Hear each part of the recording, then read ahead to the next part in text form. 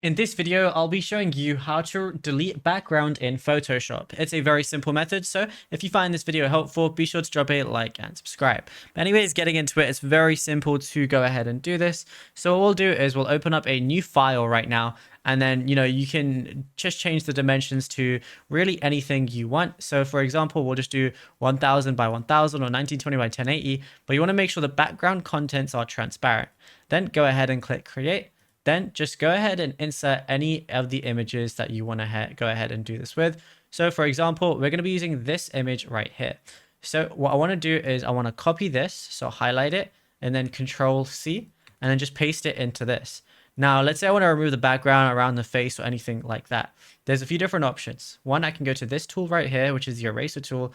And then I want to go to magic eraser tool. So then what I can do is I want to go ahead and make sure this layer is selected, and then go ahead and I can remove the background if I want to. Sometimes it might not remove entirely properly because of like certain artifacts or anything like that. But then I can just like remove anything I want. Obviously, just make sure not to remove someone's head if you don't want to.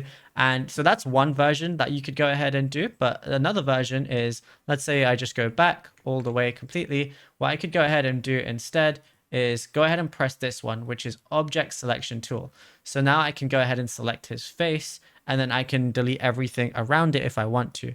But obviously it depends on what image. I think the most reliable one is just using the magic eraser tool and then just doing it like this. And yeah, it's as simple as that. Now, if you found this video helpful, be sure to drop a like and subscribe.